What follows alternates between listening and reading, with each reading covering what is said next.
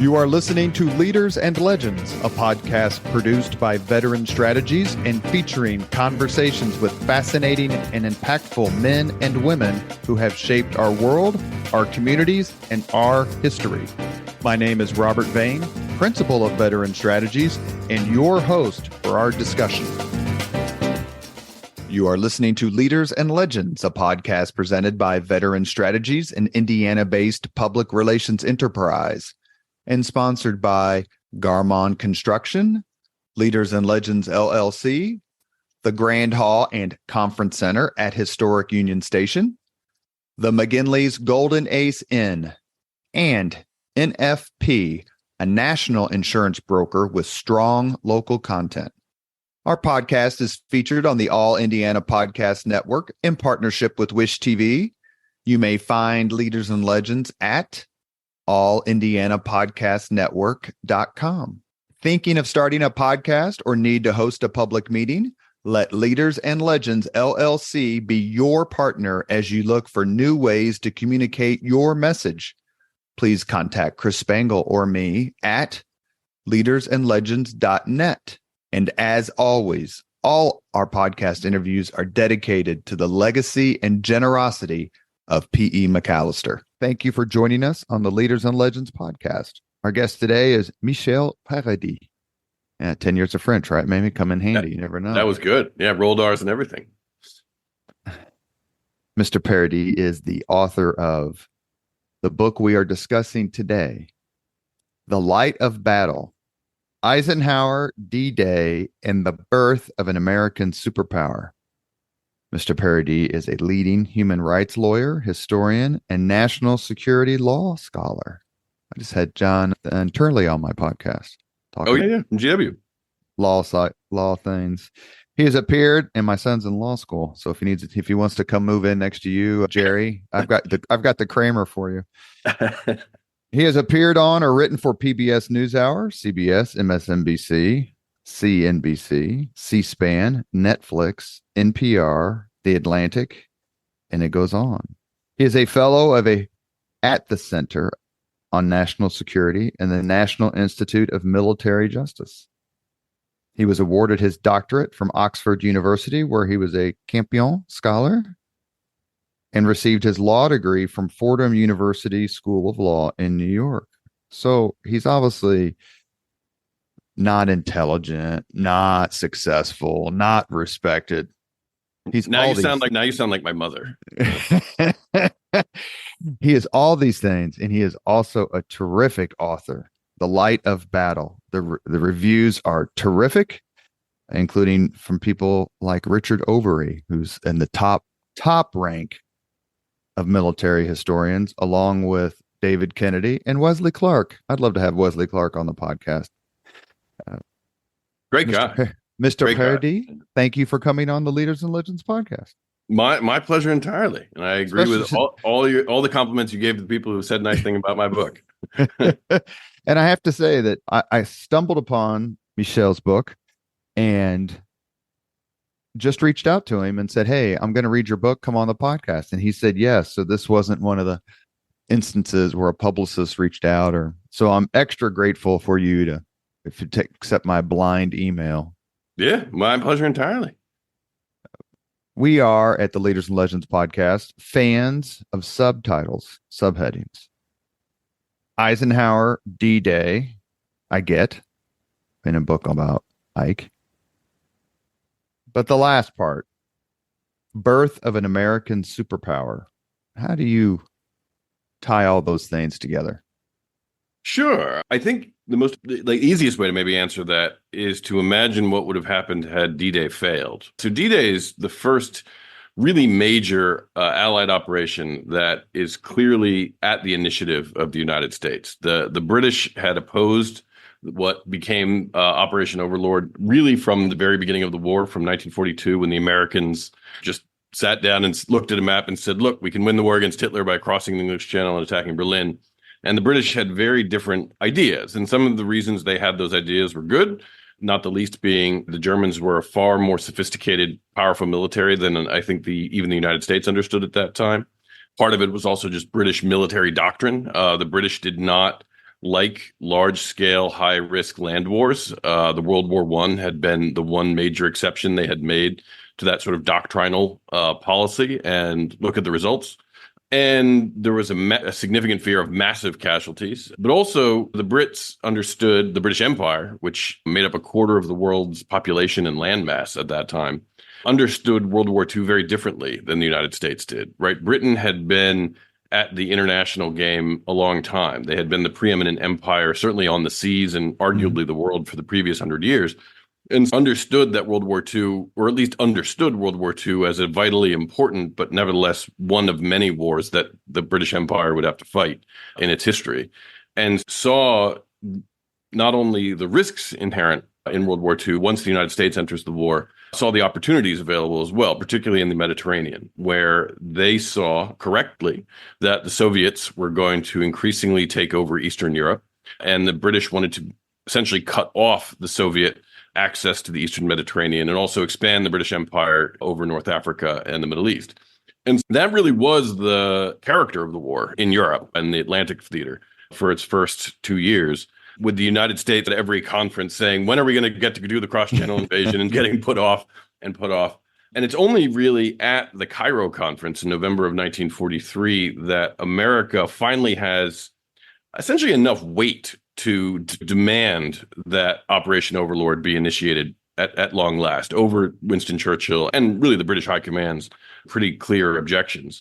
And so there was a compromise cut where the Allies continued to fight operations in the Mediterranean, but also would now finally launch the cross-channel invasion that we now think of as D-Day. And that was a huge risk, right? The United States had never really led a major military operation in the world. Had D-Day failed, the Allies would have had no choice but to fully commit to the British strategy in the Mediterranean, which would have prolonged the war in ways that are actually difficult to estimate, right? Would the Soviets, having seen the Allies fail so spectacularly, cut a separate peace with the Germans again, and essentially divided Europe, a fascist West and a communist East? Not for nothing, but 1944 was a presidential election year. And as we are in a presidential election year now, we know that presidents make all sorts of decisions with an eye on November. Had the D-Day invasion in June 1944 failed, would Roosevelt have even run for re-election? Would he have won re-election? I think it's easy to suspect that he might not have. And so the entire course of really what we think of as Western history, really United States history from 1944 on, turns in many ways on D-Day. And that leads then not simply to America and the Allies not being humiliated and embarrassed, but also to the United States being able to demonstrate its power as a world power, and a different kind of world power, because the United States, unlike the British Empire, was not a colonial power. Indeed, was anti-colonial in its orientation, and was very much committed to the idea of multilateralism. So operating through organizations that would become things like the United Nations or NATO, and pursuing self-determination for countries when in situations like World War II. So one of the sort of, I think, just indicative moments, it's not crucial, but it's an indicative moment, is after D-Day, Eisenhower keeps getting these reports on how much French territory has been conquered. And he sends a fairly stern memo down saying, in every future report, the word conquered will be replaced with liberated. Because he very much understood that the United States had to win the war on different terms than on which it was begun. And so why is D-Day sort of the birth of the American superpower? I think it's really the first time, it is the first time, where not only is the United States successful in projecting power abroad at a global scale, but it's successful in projecting power on behalf of its own ideals at a global scale, and successfully showing that this kind of coalition warfare that is driven by aspirations as opposed to national self-interest is actually feasible, and is not just pretty happy talk that we use in our war propaganda to make ourselves feel better. You mentioned the Cairo conference in 43. We had I don't know if you've read the book, The Devils Will Get No Rest. No, I haven't actually. That sounds. You would very much enjoy it. It's all about the Cairo conference, and it's written by a fellow named James Conroy, who came on the podcast. He did a terrific job. The book is wonderful. But as you mentioned it, so let's go back to that, because I took some notes and I want to make sure I hit some of these points. Why does the Cairo conference stand out in the power dynamic studies between, and we're just going to leave everyone else out for a second, between the United States and the United Kingdom, because that's clearly the moment that the U.S. is feeling its oats, Yeah. for Yeah, lack yeah, of a for sure. better term. Yeah. I think a couple things happened at the Cairo conference. One is by November of 1943, the United States has actually been able to mobilize what FDR sort of aspirationally called at the beginning of the war the arsenal of democracy, right? So everyone knew, much like we think about China today, it's just this massive economy, right? It has all this massive economic potential. And the same was true of the United States before World War II. But there was very little reason to think that the United States could actually mobilize that economy in its national interest the way that nation states in places like Europe did, right? The United States then as now is a mess, right? At the time, it was basically like 48 states with all their own little governments. It had a court system that protected private property most of all. It had gone, not for nothing, gone to war with itself 80 years earlier. And a lot of those political and geographical rifts were never fully healed, right? That's as long ago from today as World War II was to the Civil War. And the United States just hadn't proven that it could actually mobilize all of that economic potential. It's in its national self-interest. And by November of 1943, when the Cairo conference happened, it's clear that it can. It's now producing 7 times as many ships as the Great British Navy, I think 3 or 4 times as many airplanes, double the number of tanks. And not only is it able to produce all of that, it's developed a global logistics network that has moved 20 million tons of military material all around the world just in the previous year. And so this, what the Japanese called the sleeping giant before Pearl Harbor, all of a sudden is now not only stirring, but swinging its enormous limbs around the world. And the British, who had become quite accustomed to dictating, as I talked about before, dictating the terms of Allied strategy to that point, now we're in a position where they have to at least give the United States an equal seat at the table. There was this sort of terminology that got thrown around by people in the know, like, who's the senior partner, who's the junior partner? Mm-hmm. And at the start of the war, everyone understood very clearly that the British, for all the reasons I said, were the senior partner, and the United States was just putting its cleats on. But by November, that's less clear. It's at least an equal partnership by November of 1943. And obviously, by the time of D-Day, those roles reverse. And the United States is able, in all sorts of economic and military ways, to start directing the course of Allied strategy as a senior partner. But it's November of 43 where that equality is uncomfortably on display, because you have these meetings between the highly confident British who don't think the Americans understand war or anything of what they're doing, and the Americans who think the British are crusty and self-interested in their own empire and not essentially giving due respect to the American contributions in the war, such that you end up having like fist fights, not literally fist fights, but I've never read the proceedings of an international summit where it literally people are on the verge of reaching across the table from each other and starting to deck one another. At one point, and this sort of is an infamous moment from the conference, but at one point, Churchill is talking about the need to commit Allied forces to the island of Rhodes, which is part of this Dodecanese archipelago in the Adriatic, pursuant again to these sort of grand visions of an Eastern Mediterranean dominance. And at one point, George Marshall, the American chief of staff, loses his patience and just bellows at Churchill, not one American soldier is going to die on that goddamn beach. And so it got hostile, right? It got ugly and uncomfortable. And that's what I think made Cairo as underappreciated as it is in terms of the Great War summits, right? We think of Yalta, we think of Potsdam, certainly people think of Casablanca. But Cairo is really where that relationship between the United States and Britain is really put to the test, because Britain is now having to encounter a potential rival and having to think about the United States not simply as its young cousin or former colony who has lots of good stuff that they can use to expand the British Empire. Is this a power that is going to rival Great Britain's strategic interests in the world? Is it fair to say that the doctrine that President Franklin Roosevelt clinged to, if that's the right way to say it, for the entirety of the war, the demand and doctrine of unconditional surrender, is certainly on their minds as they plot this massive invasion. In other words, as opposed to World War One, when the Germans signed the armistice on November 11th. I don't think there was a single Allied soldier on their territory. That led to stab in the back, blame it on the Jews. Here comes Adolf Hitler. And Roosevelt, more than anyone, I think, was determined that the Germans are going to know that they were defeated and they're not going to have any more conspiracies. And we're going to completely change that country as they know it. Yeah, absolutely. And that was extremely controversial. It's easy to forget how controversial it was because we won. We got unconditional surrender, but no one thought that was wise. Certainly the British didn't. And many people even said it was illegal, that only there were op-eds throughout the war essentially echoing British sort of government policy, but in newspapers, where they would basically say, look, the only other country that's demanding unconditional surrender is Germany.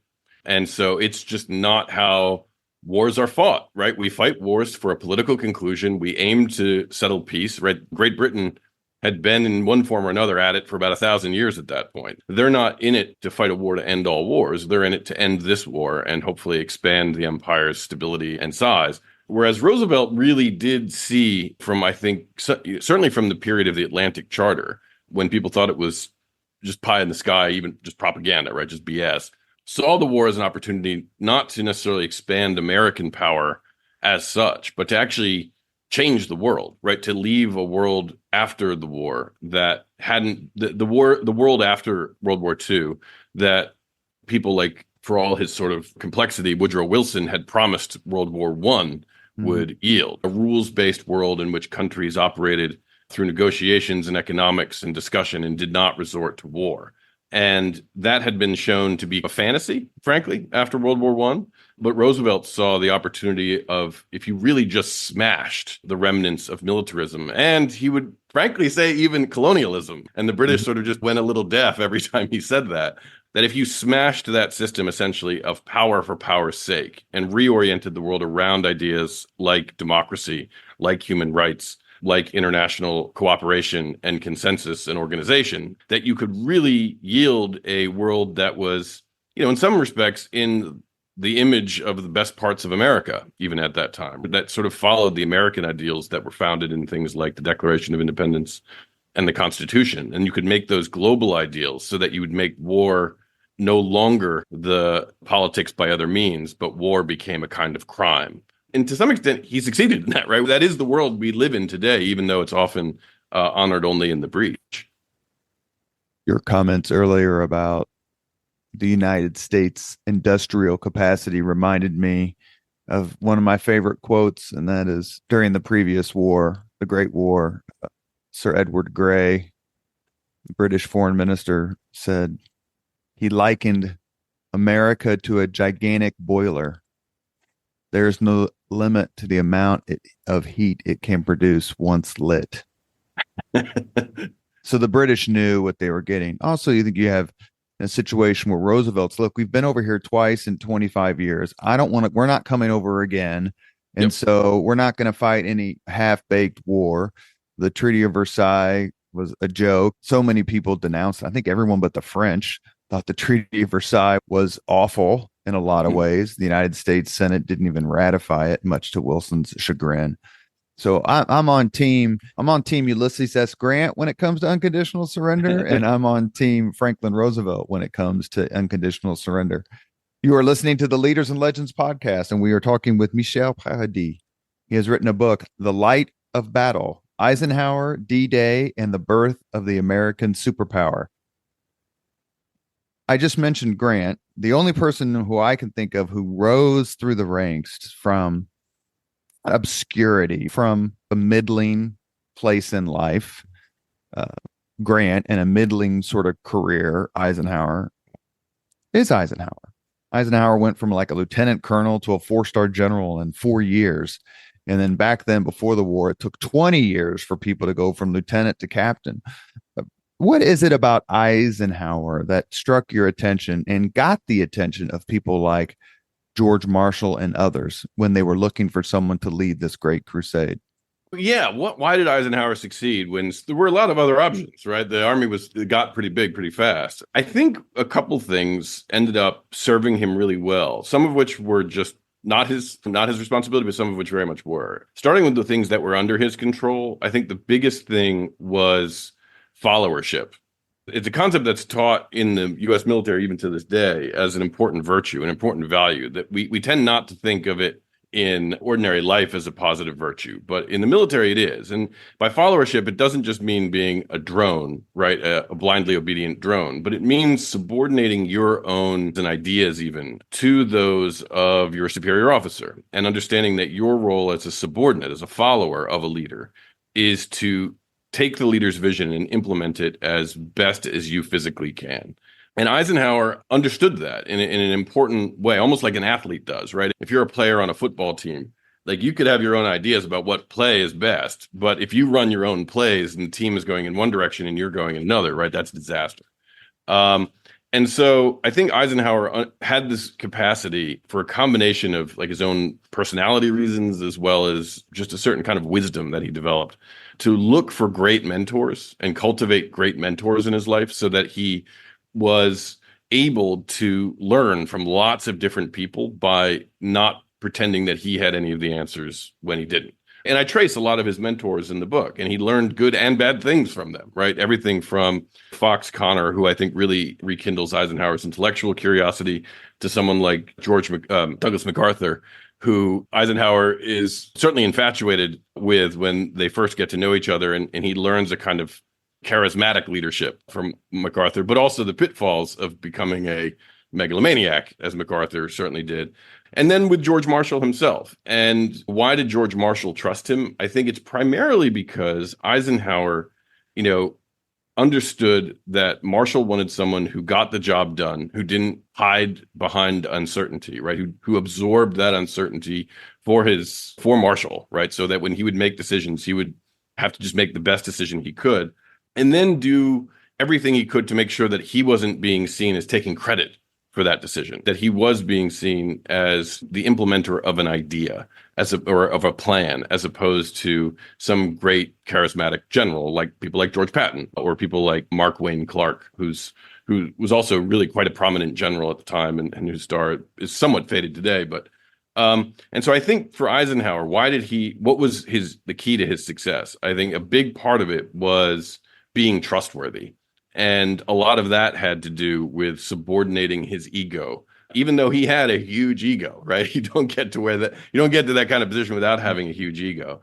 But understanding that not letting his ego be his master, I think, was probably the strongest personality trait that let him be trusted by his superiors. And because he was also competent. Like I don't want to underestimate his actual just skills as a staff officer and as a planner, and ultimately as a general. But a lot of people there are a lot of skilled people in the world, and those people don't become Dwight Eisenhower. But I think in Eisenhower's case, it was a certain level of humility and understanding of every person has to play a role, particularly in an organization, in a military operation, and that committing to something that's much larger than yourself both enables your superiors to trust you with responsibility, but also inspires your subordinates to be the best that they can be. Because I think the worst thing oftentimes a leader can do is make it all about them and their own sort of charisma and their own prestige. And I think Douglas MacArthur was a cautionary tale for Eisenhower in that respect. And because you end up just surrounding yourself with yes men, and you don't get the information you need to make the really hard decisions that you're inevitably going to have to make as a leader.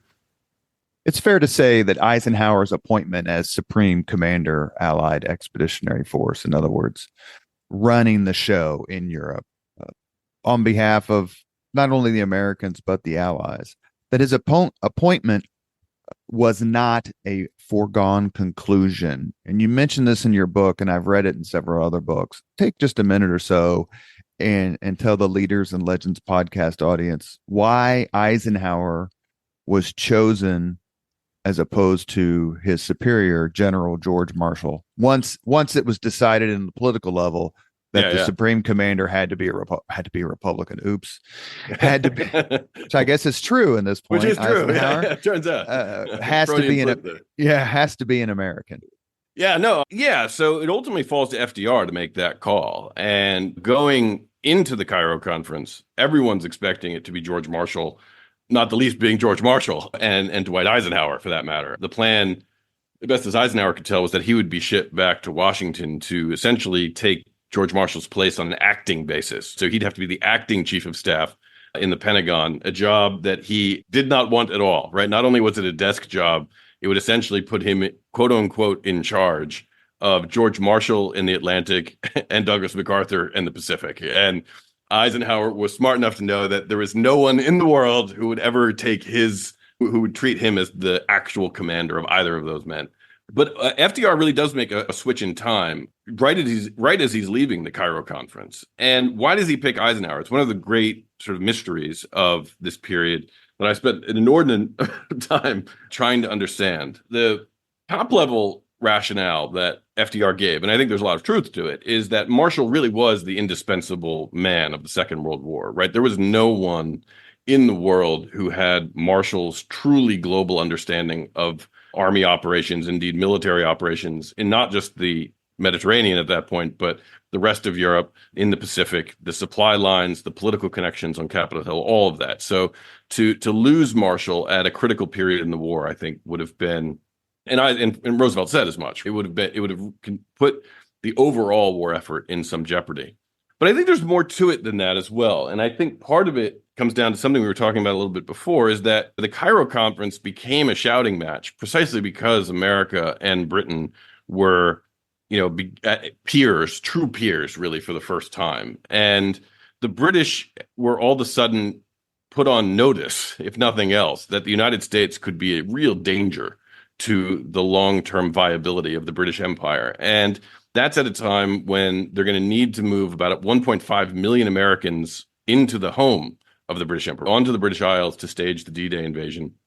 And that there was still a lot of just uncertainty about whether or not the D-Day operation could be pulled off successfully. Even the most optimistic planners were projecting something like 25% casualty losses in the first few days. The D-Day invasion was always understood to be a very low probability operation, low probability of full success.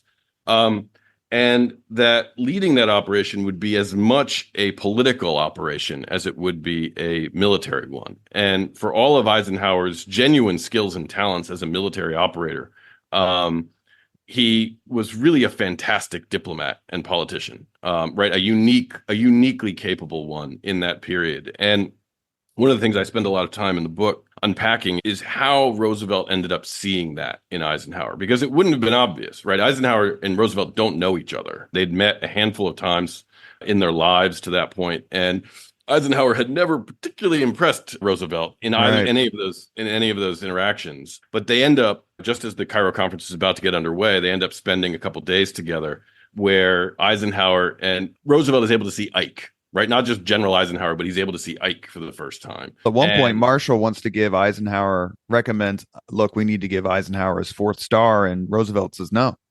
Yeah, that's right. After in early 43, after the Casablanca conference, Eisenhower was floundering. No one's taking him seriously, in part because he's only a 3-star general, and the British are chock-a-block full of 4-star and even 5-star generals. And so Marshall says, hey, we need to up Eisenhower's stature. Let's give him a 4th star. And Roosevelt's response is, we'll give him a 4th star when he's done something to earn a 4th star. So FDR is not a fan of Eisenhower, to say the least. He's not a patron. But it's in this interaction, I think, that they have in the lead up to Cairo, where Roosevelt really does see Eisenhower's sort of full complement of talents for the first time. And a big part of that, which I was surprised by, but is fascinating, is Kay Summersby, who is the long-term rumored, let's just say love interest of Eisenhower in World War II. I think it's more complicated than that, but certainly the one thing that FDR knows about Eisenhower at a personal level is that he's supposedly having an affair with his British driver, Kay Summersby.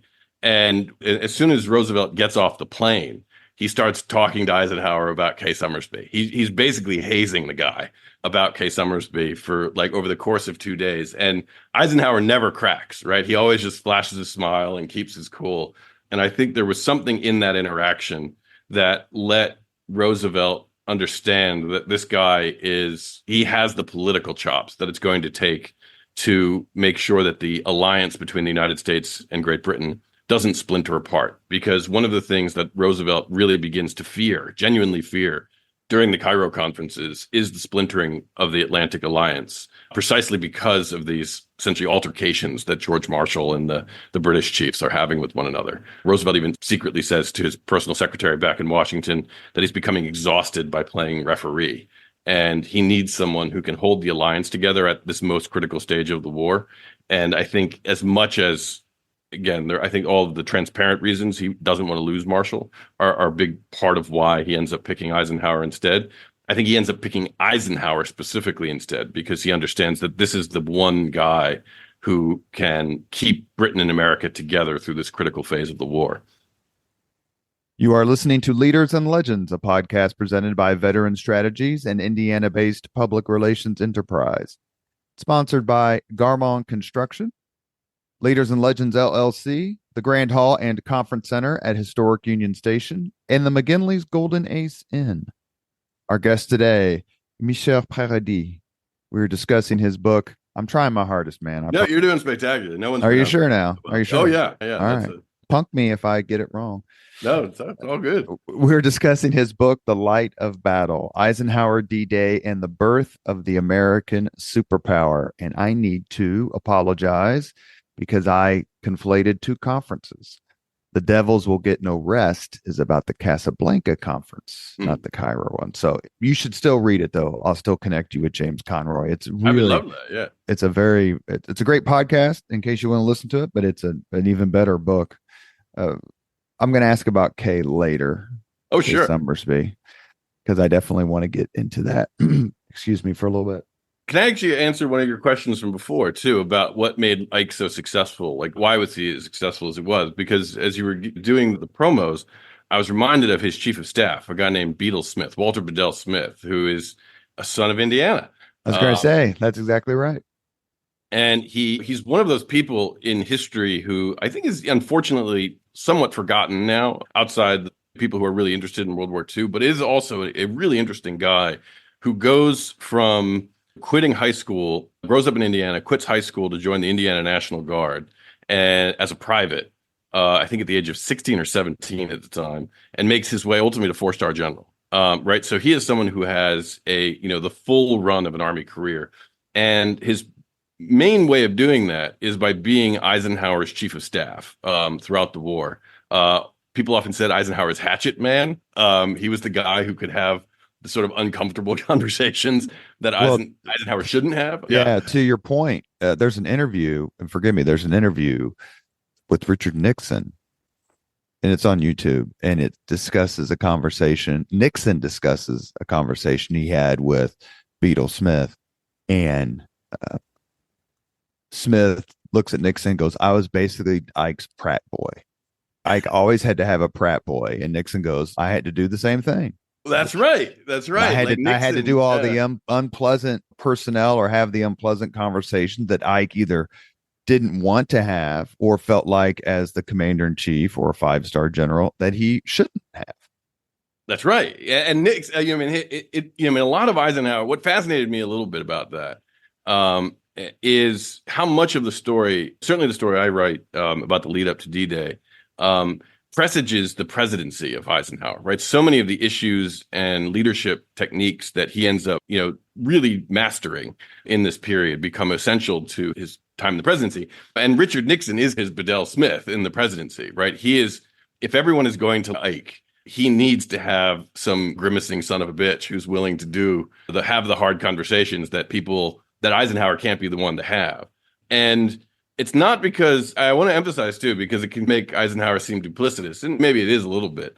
But Eisenhower was that guy too, right? Eisenhower, we think of Eisenhower as the big smiling Ike that he became. But for the years that I was talking about him learning the art of followership and cultivating all those mentors, he was known as those guys' hatchet man. Quite infamously, he ends up writing the report justifying Douglas MacArthur's provocation of the bonus army. That's Eisenhower. He knows that you need to, if you're going to be a successful leader, you need to have someone who can get the things that you can't be publicly seen as doing done. And Bedell Smith is just amazing at that job, right? They are They're never real buddies, which is interesting. Like they don't actually have the kind of friendship that Eisenhower has with lots of other folks, even at that time. But they are 100% simpatico in the way they think about leadership and operations that make them really indispensable to one another. So just speaking to that Indiana connection, I think Eisenhower, Beetle Smith is one of the unsung heroes of the Second World War. Beetle doesn't come off well in the preeminent World War II biographical movie, meaning Patton comes off as a fighter and Smith comes off as a kind of a desk-bound paperclip rearranger. And that I'm guessing that's part of the reason why Smith doesn't really get his due. But we tend to romanticize the Grants, the Sheridans, the Shermans, Pattons over Truscotts, over people who are mere planners, that leads me right into my next question, because when I say mere planner, it is not an insult. And the great example number one of the importance of planning as we get to the actual D-Day invasion, landing craft. It's amazing. Every book, Craig Simons has a terrific book on the preparation for D-Day. Your book, there's so many, obviously the Ambrose books. Landing craft is really the alpha and omega of Operation Overlord. They can never get enough. The Navy doesn't want to share. You think about what's going on in France or in Europe, and then realize it's basically the United States fighting a completely different war against a completely different enemy, 10,000 miles away. There's all this competition for resources. And for D-Day, I don't want to oversimplify it, but it's fair to say that the number and the type of landing craft available is what dictates so much of what happens, not only in the planning, but on the actual landing. True or false? Oh, 100% true. There's a great line that Marshall says in his meetings with the Soviet command in the Tehran conference, which is basically smack dab in the middle of the Cairo conference in November, December of 1943. And he says, I'm an army man. Like prior to this war, I never thought about landing craft beyond a rubber boat. And now I think of little else. Because this is a world war. A world war is a war of logistics, fundamentally. It's a war of getting people to the fight. It's where you determine where even the fight is. And that was obviously true in spades in the Pacific, right? With the island hopping campaign, the Pacific is nothing but a series of archipelagos and atolls that you have to essentially move men across with landing craft. Hence the Navy's desire to hoard as many landing craft as they can for the Pacific War. But it's true in Europe as well, because certainly by the time the Germans expelled the British at the Battle of Dunkirk, Europe becomes the continent of Europe becomes a fortress. And you have the Soviets, obviously, on the Eastern Front with a battle line that runs thousands of miles with millions of men. But as far as the American and British allies are concerned, the Western allies are concerned, the only way into Europe is over the sea. And there are no bridges crossing the English Channel into France. And so landing craft really are as you say, the alpha and the omega of making any operation even possible, because as much as the air forces, for example, thought they could win the war by bombing, at the end of the day, you need to get people into France. And the only way to do that is through landing craft, which in turn makes landing craft not only like practically incredibly important, but also makes them symbolically important in every debate, because where you allocate landing craft is where the high command, right, where the Joint Chiefs and the British chiefs, which together formed the combined chiefs, it's where they're setting the priorities, right? So are they going to put more landing craft in the Pacific? Because that's the priority. Or are they going to do it in the Mediterranean? Or are they going to do it for Operation Overlord? So every debate about landing craft is ultimately a debate about the strategy of the war overall. And it's fair to say that General Marshall and General Eisenhower, President Roosevelt, have a formidable adversary in the decisions on landing craft in Chief of Naval Operations Ernest King. For sure. They don't always get along, and King is one of the foremost, if not the foremost, advocate of, look, we don't have time to do Europe and the Pacific at the same time. Let's knock out the Pacific and then do the other. So he had a Japan first mindset, which made this allocation discussion even more difficult. Oh, absolutely. And look, he had politics on his side too, right? We forget it now just because most of our historical, like, celebrated memories of World War II are all in Europe, or at least for the most part in Europe. But Well, at yeah, the you because time, you can visit those. I was in Normandy 2 months ago, and you oh just yeah, sit for there. the Yeah, yeah, and no, just went on vacation, and you stand on land and walk through the concrete bunkers and stuff that's still standing, and then you look out in the. I guess I should, since you're on the podcast, I should call it La yeah, Manche. yeah, that's right. The French don't call it the English Channel; they call it the sleeve. Anyway, look out into the English Channel, and then you walk the beach to where the water starts to hit you, and then you turn around and then you look towards land, and you're like, you simply cannot be serious. Yeah, And so you can visit all those places, whereas I suppose you can visit Iwo Jima and Guadalcanal and Okinawa, uh, Kwajalein, but how many people actually do? So your point's well yeah, taken. The memory of Europe, besides the cultural ties, yeah, is yeah. one that's reinforced by the fact that you can visit the Battle of the Oh yeah. Bulge. And I also think too, this is not subject to the book, but I also think the Holocaust changed our understanding of World War Great II. point. Much as like we think of the Civil War as in the context of slavery today, right? That wasn't how people at the time thought about the Civil War, right? It was fine, but it was almost a divisive issue at the time of the Civil War. And I think the Holocaust certainly put a moral dimension to the victory in Europe that it just didn't have at the time, that we didn't see at the time. And so when Ernest King is saying we need to commit to a Pacific first strategy, he has Congress behind him, right? He has the American public behind him. And as I mentioned before, 1944 is an election year, and the Japanese are very dug in. We're making some progress in the Pacific, but so do the Japanese in certain parts of Asia, right? It's a much more touch and go war at that point. And so Ernest King not only has the sort of political wins behind him, but he, has a really good case to make. Look, we should be investing way more in our Pacific strategy, and Europe is a sinkhole. The Germans will eventually lose to the Soviets. What do we care? And that was a pretty common sentiment, actually, at the Even time. though it went against the Germany first sort of resolution that Roosevelt and Churchill had. Yep. King does have enormous power, and the landing crafts are uh, spectacularly in demand. Let's talk Yeah, and for a that's how minute. he exercises that power, right? Because that's Navy, right? He knows how many landing craft there are. He can control how many are built, where they're built, right? Are they built in San Francisco, or are they built in on the Atlantic coastal ports? He's a great, one of the things I try to develop in this book, and I hope people don't get too bored with it, but to me it was fascinating, is like how is bureaucrat, like the politics of war, Mm-hmm. to put a fine point on it. That how things happen in history, how even wars unfold are often political, are resolved politically, in the sense of like people are bureaucratic warriors. Like they know how to outmaneuver people in negotiation, in in how you make the government do things. And Ernest King was an absolute master of that, right? He knew how to do bureaucratic politics at least as well as George Marshall. Talk a little bit, please, about how Eisenhower navigated the bureaucracy. You just mentioned it, and I don't want to get too much into process, but Eisenhower was able to, as you mentioned earlier, keep the alliance together while making people in DC happy, while making Churchill happy and humoring Churchill on more than one occasion.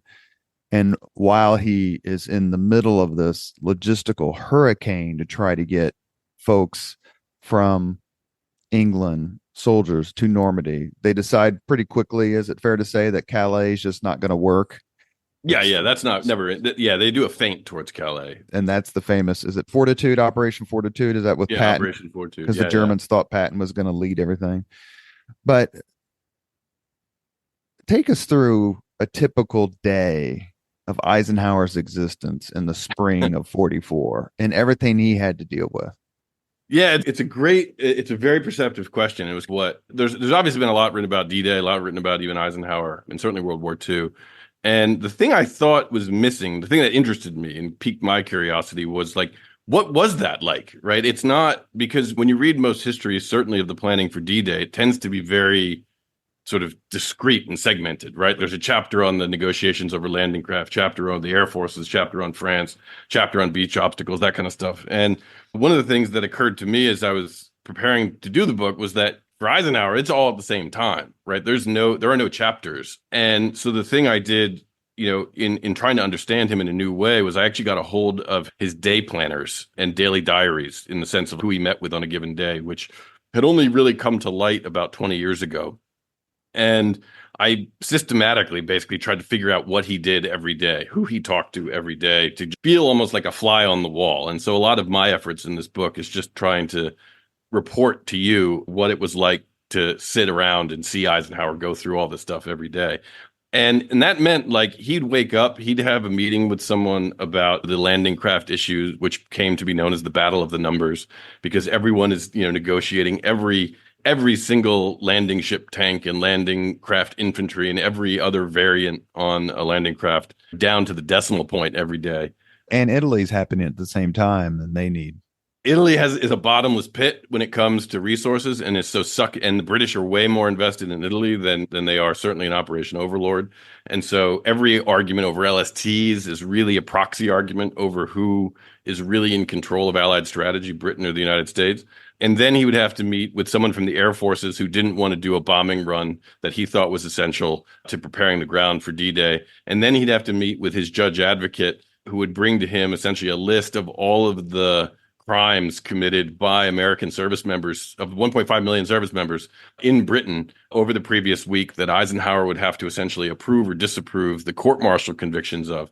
He'd then have to meet with his intelligence chiefs about the most recent intercepts that the British had acquired from people like von Rundstedt and Rommel on the other side, showing that they were actually adding more fortifications to the Normandy beaches. And then occasionally he would get meetings, one of which I found utterly fascinating because I'd never heard about it until I went through this process, was at one point Marshall says, hey, you have to meet with this major, this army major he sends over. And it's a Saturday afternoon, right? A major is a pretty low-ranking officer for Eisenhower to be meeting with at this point in his career. But he's sent over by Marshall, and Marshall says you have to meet with him alone. And so Eisenhower basically, bookends him at the end of the day on Saturday, probably hoping to get out for a ride or something. And the major sits down and says, basically, hi, I'm from the Manhattan Project. The Nazis might have nuclear weapons, and there's nothing you can do to stop them if they have them. We think there's maybe a 10% chance that they'll use them, and you can't really tell anybody that we've told you this, but just FYI, right? And this is like a month out from D-Day itself, where Eisenhower just has to absorb the idea that he could be facing this terrifying new weapon on the other side of the beaches. Along with the threat of poison gas, which they obviously everybody used in the Great War, but aside from I think Zyklon B in the concentration camps, it wasn't used on the battlefield during World War II. But if you're gonna demand unconditional surrender, then you're laying the background, the foundation for unconditional warfare. That's right. Talk for a few minutes, please, about the subordinates, the people that Eisenhower had to deal with, because you mentioned earlier, it's Beadle Smith, Omar Bradley, Bernard Montgomery, all of these British air marshals and admirals, 4-star admirals and above, plus our own Tyree Eaker and all the other folks who are saying, as you mentioned, just let us bomb them until they can't take it any longer. How did Eisenhower balance listening to their advice without being run over by them? Mostly by smoking. He gets up to 3 packs a day by the time D-Day is launched. But you're entirely right. We think, certainly in the sort of warm glow of nostalgia and retrospect, we think of everyone pulling in the same direction. Everyone's pointing towards D-Day, but we forget that, every organization, not just every military organization, is a political organization, and people have their own agendas, their own views about how best to win the war, right? It's not bad faith. It's just they have really different ideas, particularly in the context of the air forces. And you have, again, this international rivalry between the British and the Americans unspooling at the same time there as well, right? Where you have the British and the American navies, very much at loggerheads with one another, right? Deeply. Admiral Kirk, who's the head of the American naval contingent for Operation Neptune and Operation Overlord, does not get along with his British counterparts. And Eisenhower is essentially put in the uncomfortable position of constantly mediating between American and British commanders of not only the air forces, but the naval forces and even the armies, because everyone has their own way of doing things. And he's having to reconcile those. A lot of Eisenhower's leadership strategy is in terms of dealing with subordinates is a combination of two things, I think, which is really remarkable from a human patience side. One is that he really does listen to everybody. He has the humility that a real true leader has of never really believing that they're 100% right. And he learned that over his career in terms of really listening to, and almost especially listening to the viewpoints of people he dislikes, because they're going to probably say things that are otherwise going to be discounted, or if he's surrounded by yes men, he's not going to hear. But at the same time, being willing to make a decision that is maybe wrong, right? And this is one of, I think, the fascinating and almost most admirable aspects of his leadership skill set is he understands that his job is not to be right all the time. It's his job to make the best decisions he can. And so that makes it in some ways, maybe not for his blood pressure, but in some ways easier to hear lots of competing advice, because if you're only focused on getting the job done, if you're only focused on what is the best decision I can make, it almost disciplines your mind to not care about who's giving you that information. And his patience, his human patience is astronomical and incredibly impressive. And I say that particularly as the father of young children, like his ability to just deal with people. But he was known for having a famously explosive temper. He did. Oh my God. Yeah. One of my favorite stories is when he sends an American officer home because the American officer had gotten into an argument with some British officer. And Eisenhower says, I'm not sending you back to the I'm not sending you home because you called him a son of a bitch. I'm sending you home because you called him a British son of a bitch. That's right. Yeah. But that's exactly what I mean, right? He's doing everything he can to keep his mind clear and focus on the important things.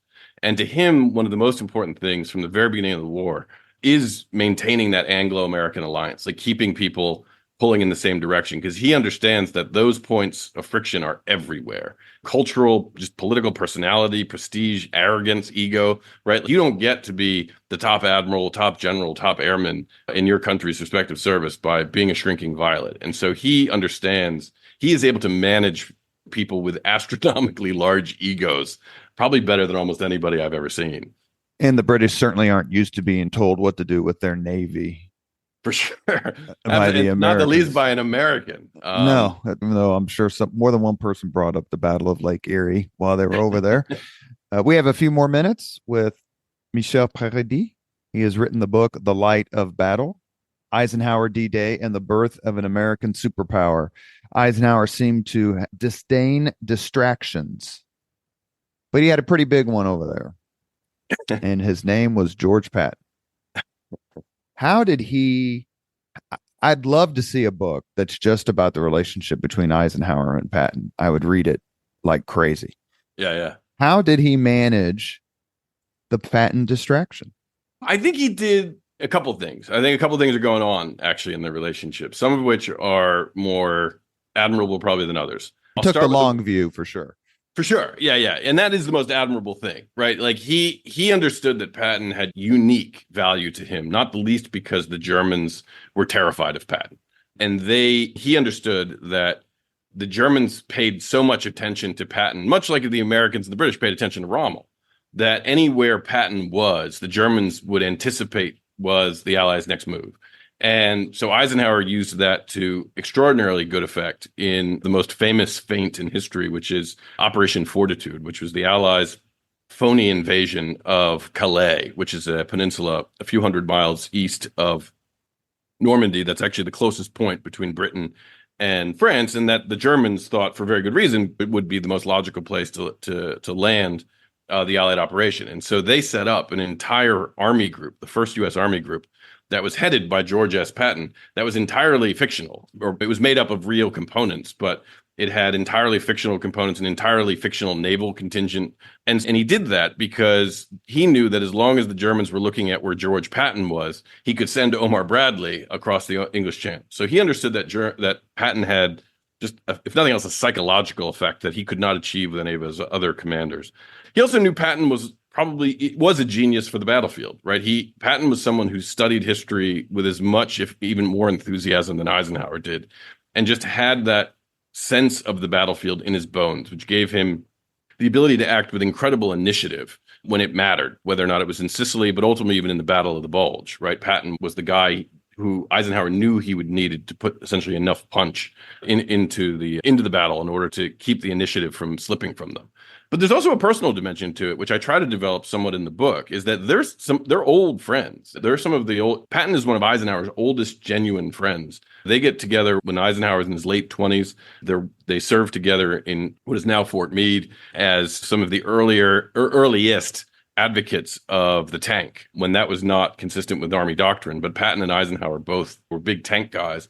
And so they were very old friends who had done favors for each other basically their entire career. I looked up to him. Yeah. Is it fair to say is like a big older brother? But yeah. And then movie Patton that won the Oscar Academy Award and all that, Eisenhower doesn't even appear in it. His name does, but and it's spoken, but it's not said. I think and I wonder if that was actually Francis Ford Coppola won the Oscar for that screenplay. So I would love to ask him, why did you not write Eisenhower into it? Because clearly Eisenhower looked up to Patton, realized he had qualities that Ike didn't have.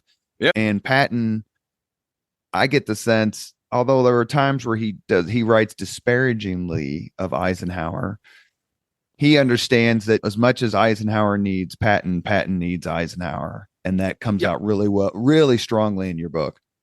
Yeah, they need each other for a lot of different reasons. But yeah, they definitely need each other. And I think Patton understands that. Patton is he's a great character to write about. That's why there's so many great books about him, to be honest, or even a great movie about him. Because he is such a volatile character, right? You always know what he's thinking. Whereas Eisenhower is very difficult, right? He's actually very difficult to write about because he's a poker player, right? He doesn't let you know what he's thinking unless he wants you to know what he's thinking. And so he's constantly mad because he always knows what Patton is thinking. And he always knows, right? He always knows that something's. Why won't he just shut up? That's right. And always the most inopportune times too. Like that was one of the fun things in the book, right? The major blowups with Patton happen at times when Eisenhower is like barely hanging by a thread anyway. Yeah. It's like a really important decision point, and then all of a sudden, like Patton explodes.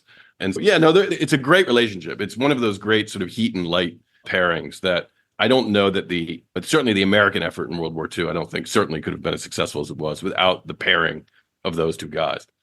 One other person, we mentioned the importance of the landing craft, but for at least a few weeks, if not more, the most important person in Great Britain, as it relates to the invasion, is the weatherman. Yeah, James Martin Stagg. Yeah.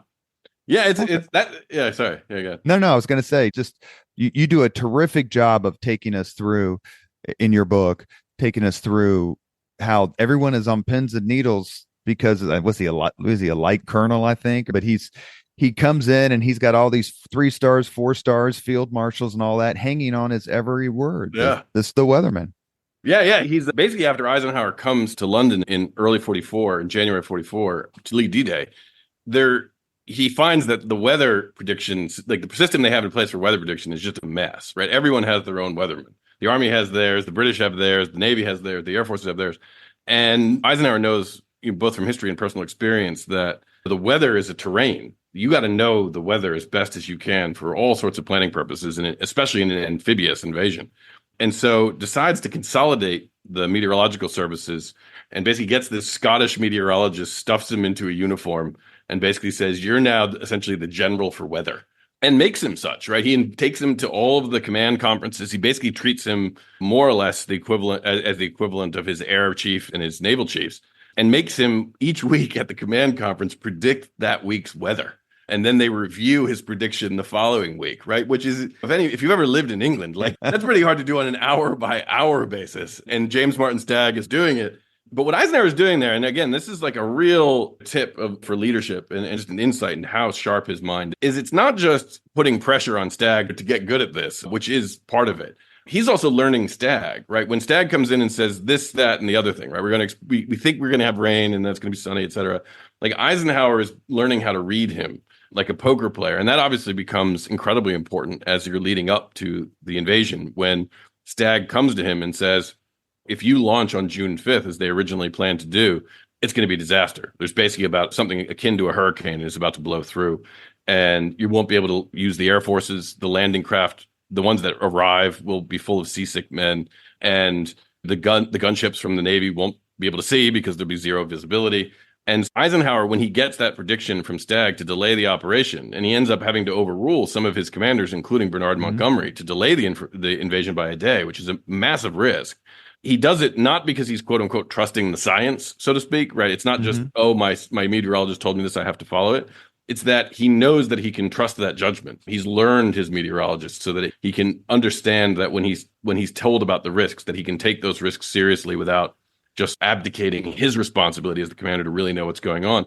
And the same thing's true the following day when Stagg comes back and says, based on what could only be described as a bit of meteorological hocus pocus, there's actually going to be a 48-hour break in the weather starting on June 6th when you're looking out the window, right? And it's pouring down rain. The wind is tearing the shingles off the house. Eisenhower can say, okay, let's go in the middle of the night on reliance on not his gut, because his gut was probably saying, stay indoors, but based on the fact that he had cultivated this relationship with Stagg so that he understood that he could trust his advice fundamentally. Let's end the Leaders and Legends podcast, this part of it, on a brief discussion, and you make it the last little chapter. That's not the right term, but part of your book. The relationship between Eisenhower and Kay Summersby, his British driver. It's been explored multiple times. Harry Truman's stories about it have been mostly, I think, discounted. Yeah, you do so in your book. And there were people who said, look, let Ike do what he wants. If she's helping us win the war, then who cares? That's none of our business. What's your conclusion on the relationship, the nature of the relationship between Kay Summersby and Dwight Eisenhower? I think are they having a sexual relationship? And where I come down, and it's not a cop-out, I promise, is it's none of my business, right? And it feels weird to think about getting in Eisenhower's underwear drawer, so to speak. But what I do think is actually really interesting and important about the relationship, and this is where I try to write it up, because frankly, I don't think we'll ever really know what kind of, sexual relationship or romantic relationship they ever had, because they're both dead, and they were careful enough about how they talked about it that we have no credible confirmation of its nature, really. But we do know it was an incredibly intimate relationship at a time when Eisenhower was away from Mamie Eisenhower with a brief exception that's covered in the book, basically 4 years. He's incredibly lonely. He's under incredible amounts of pressure at all times, and he has really no home to go to. And if nothing else, she did serve the role of kind of the ersatz wife, of someone he could trust, of someone who he didn't have to worry about. And I think the fact that she was a woman made that easier, because even Harry Butcher, who's his close confidant and buddy throughout the war, and Eisenhower puts him in charge of writing their daily diaries down. When it looks like Eisenhower is going to be sent off to the Pentagon, Harry Butcher starts looking for a new job too, right? So there is this certain... Even the most loyal people in his circle aren't that loyal, except for Kay. And so he trusts her, and he's able to, I think, and that's incredibly important for, I think, anyone in that kind of leadership position, given how difficult and stressful and exhausting and lonely fundamentally it is to have that kind of person. And I think, unfortunately, from a historical perspective, there's been so much interest in what kind of sexual relationship, if any, they had, that people have, I think, underestimated that aspect. What I think is actually probably the more important aspect, which is that she was this confidant to him, and how that's really important, because these are just people, right? These are human beings in these incredibly intense, high stress, uncertain situations. And when we look back at them as like marble statues, I think we actually do them a disservice, because they got up every day and they had to shake off drinking too much the night before and try to keep their head clear and try to keep in the game. And that's really what, to me, is remarkable about someone like Eisenhower, is just the onslaught of challenges that he dealt with and just kept his head together. Much like that Rudyard Kipling poem, when everyone is losing their heads all about you and blaming you, and you can keep yours. That's Eisenhower. And I think Kay Summersby is an essential part of that, because it kept him human, and it gave him a place to be safe and to be comfortable when there was no other safe port in the storm, so to speak. He can only get so close to Americans, right? Because he is the commander in chief, and he's not going to have a So the fact that she was British, she was Yep. obviously attractive. Her husband had just been killed. Her fiance had just been killed. She was seen all the time with him. To me, the question of whether they actually consummated their relationship is, I wouldn't want to be in the room with it, but it wouldn't, like, if Wouldn't someone surprise said, me. yeah, Yeah. but if someone said, absolutely, here's proof it did happen, I'm like, man, the dude's managing the fate of the free world. If he can't Yeah. take it any longer, he can't take it any longer. I not, Yeah. but once he left, He's defeating the actual Hitler, right? yeah. Like, And then he leaves, he leaves to go back to the United States, and it's over. yeah, it is. We have reached the point in the Leaders and Legends podcast where we ask the same 5 questions of all of our guests. Are you ready, sir? I'll try to be. What was your first job? I was a paper boy for the Allentown Morning Call. What was your first concert? Please say it's Billy Joel. I was U2, actually, the Octung Baby Tour. They played Vet Stadium in Philadelphia, and my mom took me. That's not bad at all. Yeah, it was great. I still remember it. If you could suggest any book for someone to read, which book would you recommend? Oh, there's so many. I guess it would depend on the purpose, but I'll just default to probably one of my favorite books because I go back to it all a lot is The Right Stuff by Tom Wolfe, because it's just beautifully written. It's just such an interesting exploration of these heroic figures, but just as people, much of like we were just talking about, with such just keen understanding. It's certainly the best thing he wrote. I like him a lot, but it's bar none in terms of his work. And I go back to it a lot because it's just such an easy read. You can drink it down in a day if you want to. Number 4, if you could witness any event in history, be there in person as it happens, which event would you choose? Oh, that's a really good one. What would be the singular event?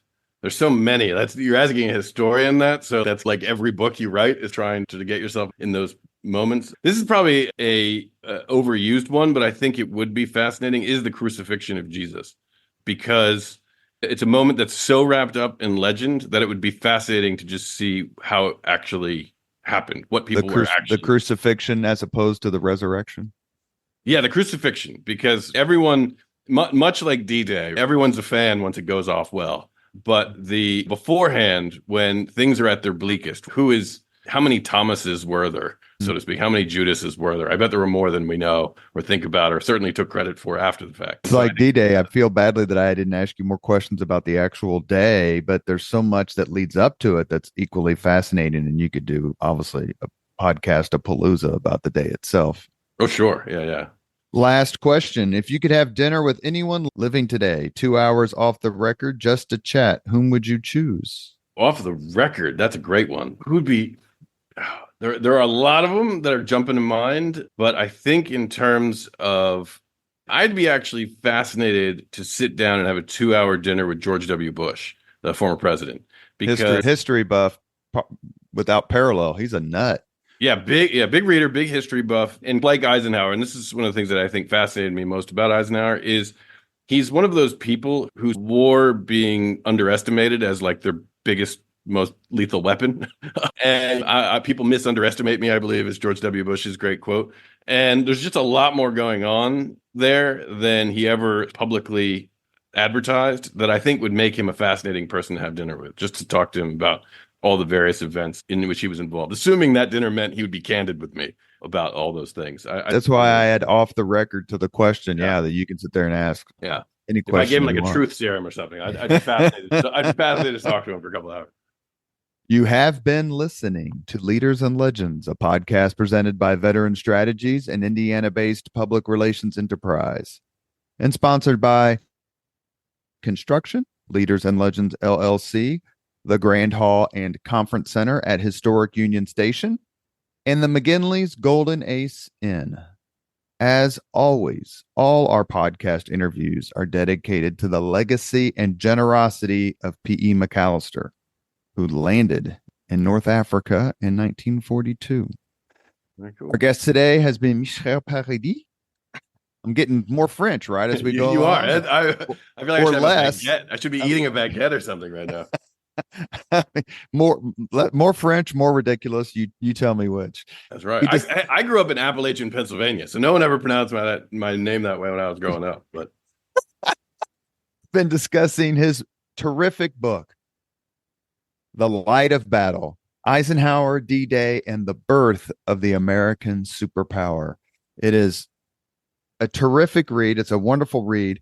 Thank you so much for responding to my email out of the blue and coming on the Leaders and Legends podcast. I'd love to have you on again someday. I would love that. This was a great conversation. Thank you very much for listening to Leaders and Legends, brought to you by Veteran Strategies Incorporated. If you want to contact us about this program or our menu of public relations services, please send us an email at robert@veteranstrategies.com. That's robert@veteranstrategies.com.